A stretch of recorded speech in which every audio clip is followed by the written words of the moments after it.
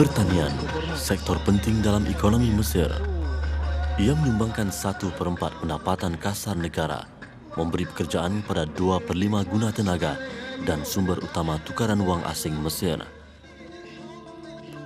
Sektor pertanian juga disebut dalam kisah para Anbiya. Kru jejak Rasul menyusuri Saqqarah. Piramid pertama dibina di sini oleh dinasti ketiga Fir'aun pada tahun 2585 sebelum Masehi. Pada tahun 2850 sebelum Masehi, dinasti pertama Fir'aun mengasaskan Memphis atau Memphis di lembah Nil yang subur. Memphis juga dikenali sebagai Babylon Mesir. Kawasan bersejarah ini berhampiran Giza di tebing timur Sungai Nil, 30 km ke selatan Kahirah. Ia ibu negara Mesir tua.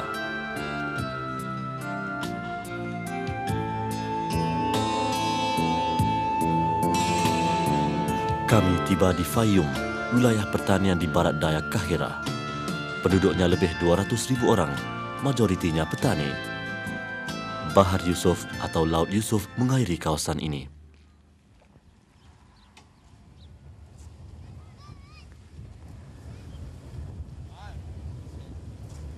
Bahar Yusuf bukan lautan. Panggilan Laut Yusuf sempena mengagungkan seorang rasul. Fayum terkenal dengan gandum, kapas, padi, tebu, zaitun, tin, anggur dan kurma. Fayum melalui pemerintahan zaman Fir'aun, Rom dan Islam. Ia merangkumi kawasan 1827 km persegi.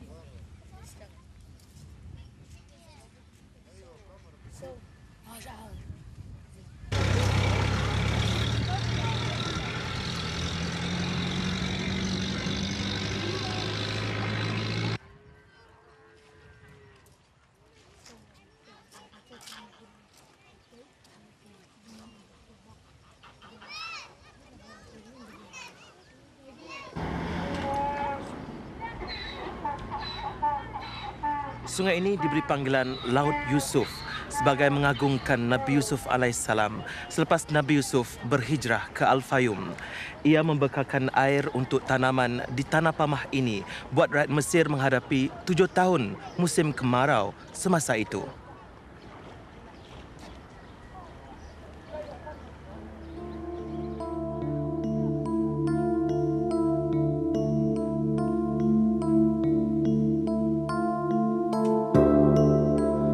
Dalam 7 tahun pertama Nabi Yusuf alaihissalam menjadi Menteri Mesir, rakyat hidup tentram.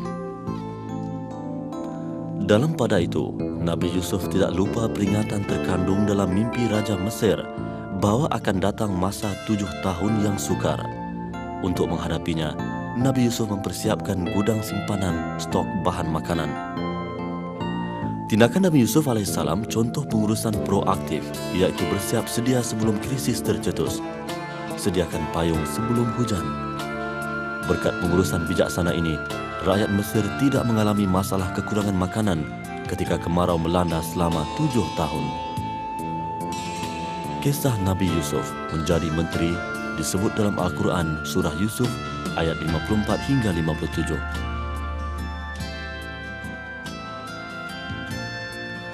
Bandar Al-Fayum meneruskan tradisinya sebagai pusat perdagangan dan agihan wilayah Fayum.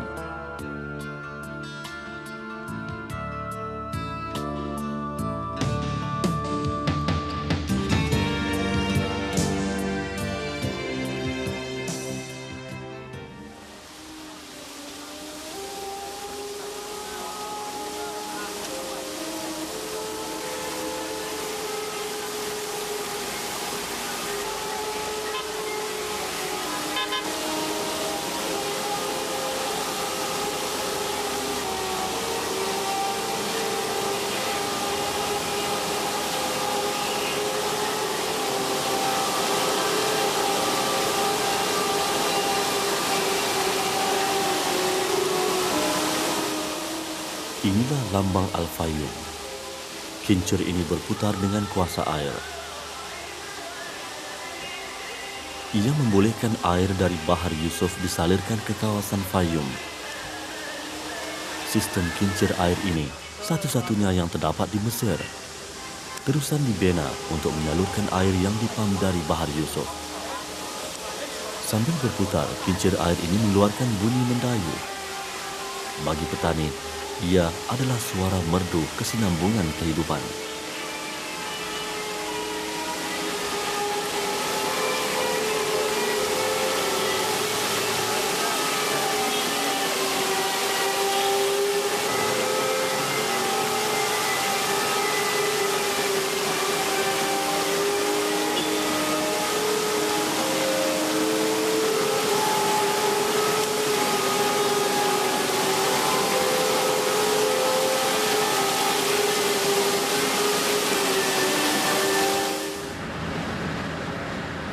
Allah Maha Kaya. Selepas sembahyang asar, kami bertemu suatu makhluk yang memainkan peranan sebagai pembawa warta kepada seorang rasul. Kami terserempak sejenis burung yang kisahnya disebut dalam Al-Quran. Burung hudhud sejenis belato. Tugasnya mencari kawasan yang ada air untuk Nabi Sulaiman alaihissalam. Selain itu, hudhud juga merisik kedudukan musuh serta tempat sesuai untuk tentera Nabi Sulaiman berkhemah. Ketika Nabi Sulaiman memeriksa pasukan tenteranya, baginda mendapati hudhud tiada. Baginda mengancam menghukum hudhud jika ia tidak mengungkapkan alasan munasabah. Tidak lama kemudian, hudhud muncul menghadapi Nabi Sulaiman. Hudhud menceritakan perihal seorang putri memerintah kerajaan dan rakyatnya menyembah matahari. Nabi Sulaiman memaafkan hudhud dan mengutuskannya menghantar surat kepada putri itu, Putri Balqis. Dalam surat itu Nabi Sulaiman menulis yang bermaksud, dengan menyebut nama Allah yang Maha Pemurah lagi Maha Penyayang, janganlah kamu sekalian berlaku sombong terhadapku dan datanglah kepadaku sebagai orang yang berserah diri.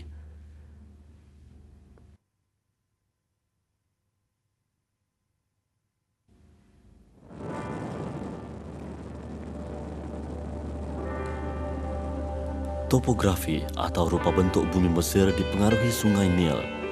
Sepanjang 1.200 km di Mesir, ia mengalir ke utara, menyusuri gurun, tebingnya menghijau dengan tumbuhan, suatu perbezaan yang ketara daripada kawasan kontang sekelilingnya. Tamadun Mesir purba dibentuk daripada Sungai Nil.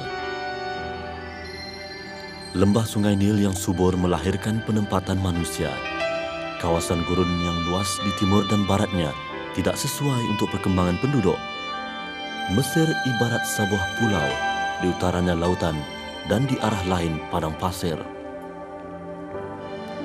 Kehadiran bekalan air dari Sungai Nil sepanjang tahun serta suhu tinggi kawasan sekitarnya menjadikan pertanian giat dijalankan di tebingnya.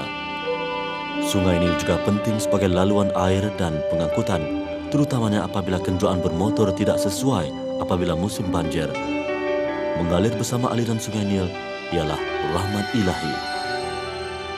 Sungai Nil menyusuri kawasan penduduk pelbagai bangsa, dari kaum Bantu di Tasik Victoria, Tenggara Afrika, hinggalah ke perkampungan Arab di Delta Nil, utara Mesir. Sungai Nil saksi wacana warga, ragam budaya, 1000 warna kehidupan. Pertalian manusia dan sungai begitu erat di lembah Sungai Nil. Purata kepadatan penduduk kawasan subur Sungai Nil tinggi, lebih 385 orang setiap kilometer persegi. Sebelum Islam, masyarakat Mesir mempercayai Sungai Nil memerlukan korban. Mengorbankan gadis ke dalam Sungai Nil menjadi upacara tahunan. Tujuannya supaya Sungai Nil melimpah dan membawa bersamanya lumpur yang subur. Rakyat Mesir mendapat rahmat dengan kedatangan Islam. Upacara semahan yang karut dan khurafat itu dihapuskan. Sungai Nil contoh bagaimana berpengaruhnya sungai dalam peradaban manusia. Sungai juga disebut di dalam Al-Quran. Setiap kali Al-Quran menceritakan perihal syurga, kerap kali sungai dikaitkan. Kita sering menemui ayat Al-Quran yang menyebut syurga dan mengalir sungai di bawahnya. Tentu ada sesuatu yang istimewa atau ada rahsia tersendiri. Allah saja yang Maha mengetahui. Sesungguhnya keindahan syurga tidak dapat digambarkan oleh penglihatan mata, pendengaran telinga dan lintasan hati. Apa yang manusia tahu, syurga balasan kepada yang beriman, bertakwa dan beramal soleh. Pepatah Arab pernah berkata, kalau tidak kerana Sungai Nil, negara Mesir tidak akan wujud. Mesir menyaksikan beberapa anbiya Allah, antaranya Nabi Musa, Nabi Ibrahim, Nabi Yusuf, Nabi Harun, Nabi Idris dan Nabi Isa alaihi wassalatu wassalam.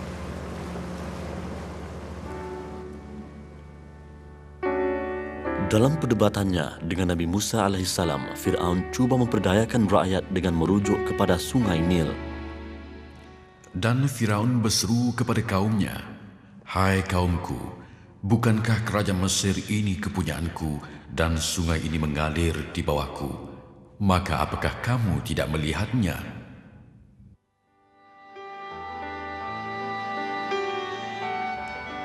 Sungai anugerah ilahi.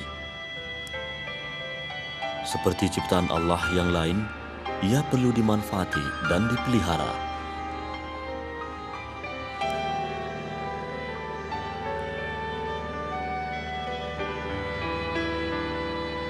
Generasi akan datang jangan dihukum.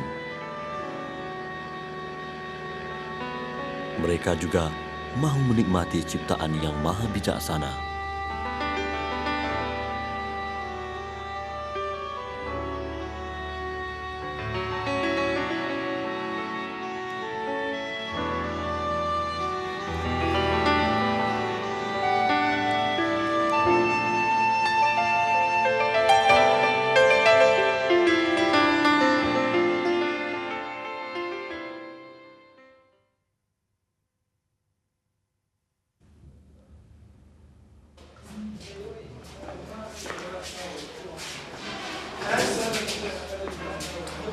Apa perasaan Anda jika Anda diburu musuh? Tentu Anda perlukan perlindungan. Tentu Anda harapkan simpati. Bayangkan apabila nyawa orang yang disayangi terancam. Kami ke Fustat, melewati Masjid Amru Ibnu As dan memasuki kawasan lama yang pernah menyaksikan kisah seorang anak yang nyawanya terancam. Ibunya telah melarikannya dari Batu Laham ke Mesir. Peristiwa itu berlaku hampir 2000 tahun lalu. Siti Maryam membawa anaknya Nabi Isa alaihissalam dari setempat ke setempat di Mesir.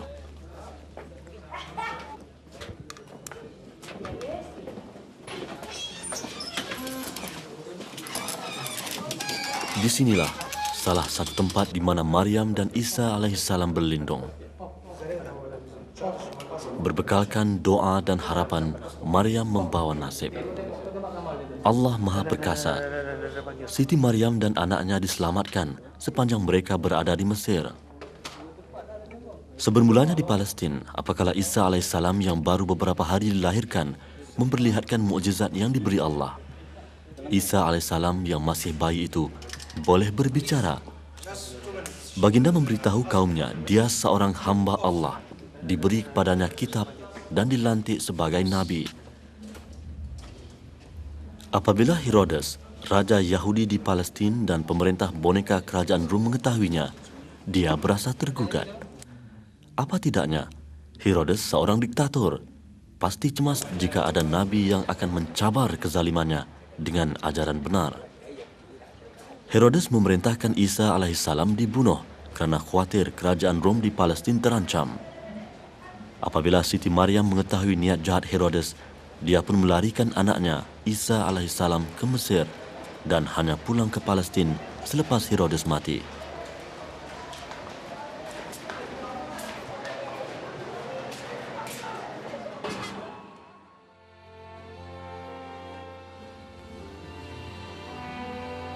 Iskandaria, destinasi terakhir penggambaran kami di Mesir. Iskandaria terletak di pinggir Laut Mediterranean berhampiran delta Sungai Nil. Ia diasaskan Iskandar Zulkarnain pada tahun 332 sebelum Masihi. Ptolemy, pemerintah selepas Iskandar, menjadikannya ibu negara Mesir. Iskandaria pelabuhan utama Empayar Yunani Purba. Dahulu ia terkenal dengan rumah api Pharos setinggi 137 meter. Pusat kesenian dan budaya Yunani purba ini pernah mempunyai sebuah perpustakaan menampung 400,000 naskah buku.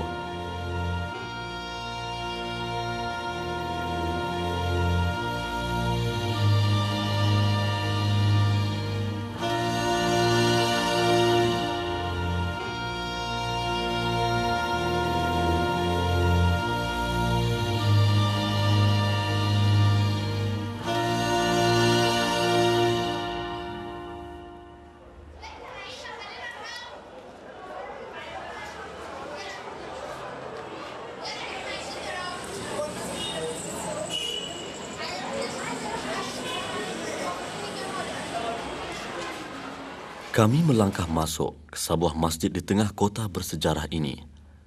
Menurut penduduk tempatan, di masjid ini ada 2 makam, seorang nabi dan seorang wali dari awliya Allah.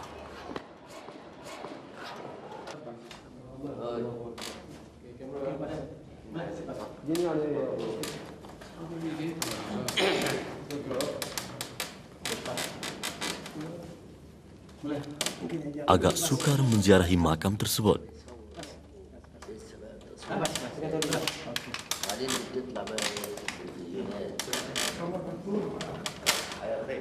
Makam itu terletak di bahagian bawah bangunan.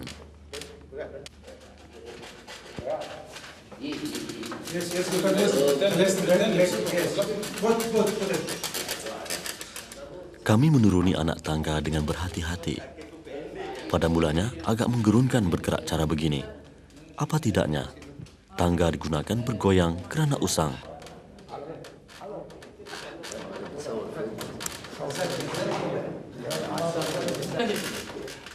Pengalaman sebegini sudah tentu mencabar. Ada juga yang kekok pada mulanya. Allah bisa tegal biasa. Akhirnya kami tiba juga.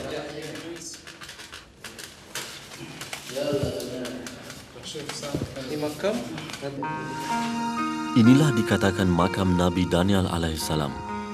Selain daripadanya, kru jejak Rasul menemui satu lagi makam di Irak yang dikatakan makam baginda. Bagaimanapun kami cuma mencatat pengalaman pengembaraan kami. Yang lebih penting, Nabi Daniel alaihissalam wujud dan kita perlu mencari iktibar dari kisah kehidupannya. Di sini juga dikatakan letaknya makam Luqmanul Hakim. Kisahnya disebut dalam Al-Quran surah Luqman ayat 12 hingga 13. Luqmanul Hakim menasihatkan anaknya, jangan mempersekutukan Allah, kerana perbuatan syirik itu satu kezaliman yang besar. Allah memberi Luqman hikmat kebijaksanaan. Luqman diperintahkan Allah supaya bersyukur kepada Allah kerana nikmat yang diberikan. Sesiapa yang bersyukur, faedahnya kembali pada diri sendiri. Siapa Luqmanul Hakim? Apa bangsanya? Dari negara mana asalnya? Al-Quran tidak menerangkannya kerana yang penting pengajaran yang terdapat dalam kisahnya. Nama Nabi Daniel alaihissalam tidak tercatat dalam Al-Quran. Bagaimanapun namanya disebut dalam kitab-kitab yang diturunkan Allah sebelumnya. Nabi Daniel alaihissalam hidup ketika pemerintahan raja yang zalim. Menurut pendapat jumhur ulama, Daniel adalah seorang Nabi Allah. Sementara Luqmanul Hakim pula adalah seorang yang soleh lagi bijaksana dan digolongkan sebagai aulia.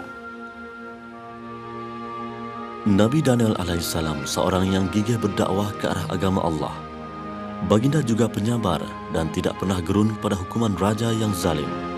Akibatnya Nabi Daniel dihukum. Baginda dipenjarakan dalam lubang bersama 2 ekor singa. Allah Maha Pengasih lagi Maha Penyayang. Singa yang garang tidak mengapa-apakannya.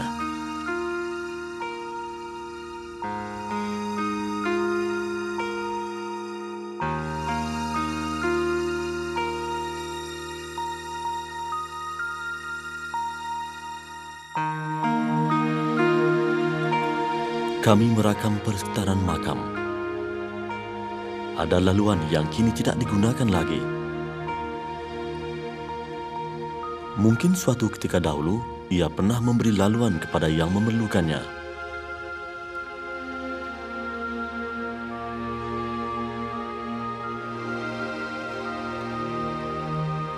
Ada beberapa riwayat yang menerangkan bahawa bilangan Nabi ialah 124,000 orang.